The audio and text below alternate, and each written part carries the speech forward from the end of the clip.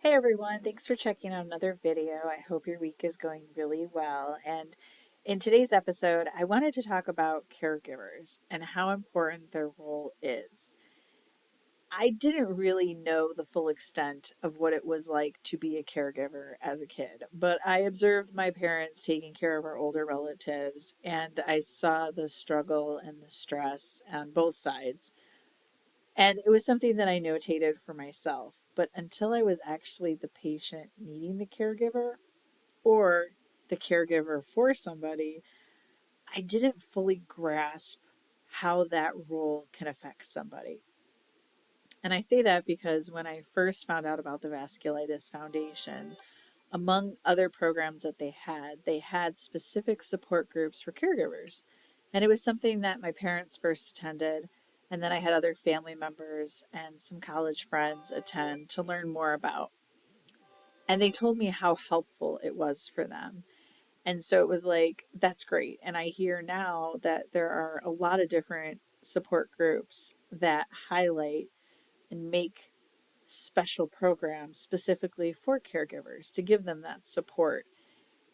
And, as the patient, like you're relying on them, but you're dealing with your own stuff. And so you're not able to really discern what the difference between what their role and other people can be. But when you're the caretaker for somebody else, it's a whole different world. And so recently there's been a family friend who has unfortunately had to deal with a rehab institution and more along the lines of like nursing home facility.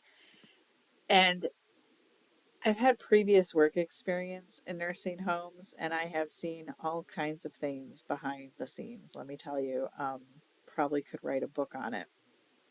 And I had to get out of it because there was too much going on. It was way too stressful, and the drama was way not worth what they pay. And I truly, this being Nurses Appreciation Week, everybody that works at those facilities, for the most part, should be praised for the amount of things that they have to deal with. But that being said, in this specific instance, like I'm trying to advocate for the person, I'm trying to help be the liaison between the director and the nurses and her kids. And I got to tell you, like, after quite a few weeks of this, like, I am exhausted. Like,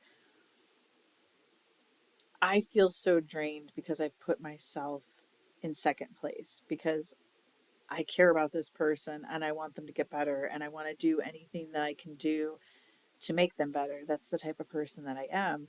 But at the end of the day, like, I'm not the power of attorney.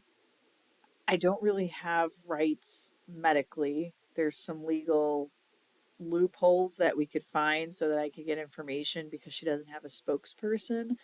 But overall, like, I can only help her. And then she's going through so much because this is such a change for her. And her situation is so different. She used to be independent, she used to be on her own, and now she's having to build all that up and she's having to go through the rehab process. And so there's the physical toll, there's the emotional toll, and there's the mental toll. And so, as a caretaker, as a friend, as someone who wants that person to get better, as the patient, like, I take that on and I have to learn what are those boundaries. And it's not easy because I want to be there for that person, but my stuff gets sidelined and other things that I need to attend to get sidelined because ultimately I want to be accessible.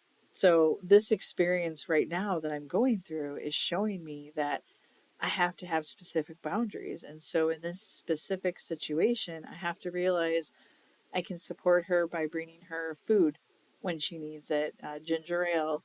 I can go sit and talk with her. I can bring coffee. I can try to get her ice from the nurse's station, but I can't make her doctor's appointments for her. And I can't have control over the medication she's taking or what her schedule's like. And I have to learn what that feels like. And so it's all new. And there's so many people out there that have caregivers on so many different like levels. And so it's just something you have to navigate with the person. And, here's another caveat, like when the person's been in the hospital or inpatient care for a while, it plays games with your minds. It can make you kind of depressed. It can make you feel a little bit anxious because you're not really being stimulated the way you used to be.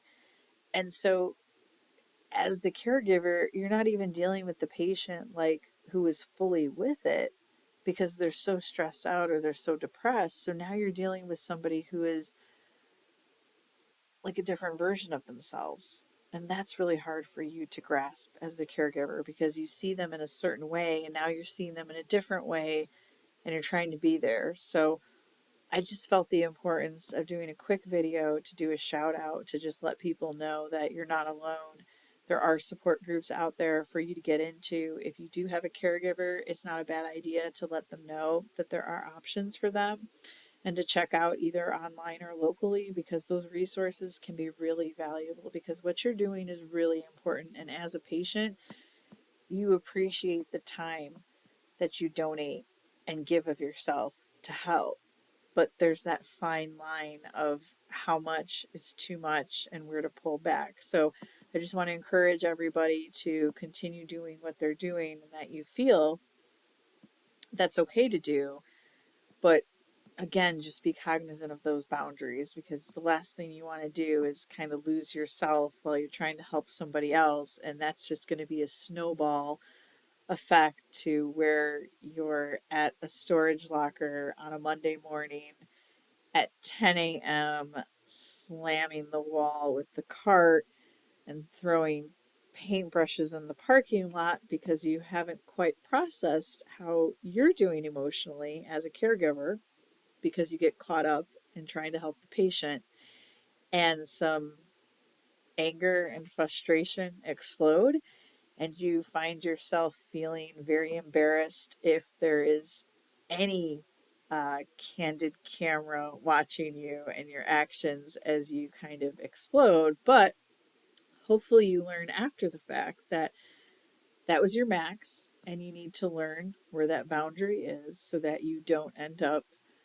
uh, acting out in aggression just because you're frustrated, because you're allowed to, and that does happen, but you definitely don't want there to be evidence of it of on a video. I'd be so embarrassed and I feel so bad. But it's a learning process and you got to give yourself some grace. So if you're a caretaker or if you have one, I just had to do this video for you guys and I hope everybody has a great week and look forward to the next time I do a video. Thanks.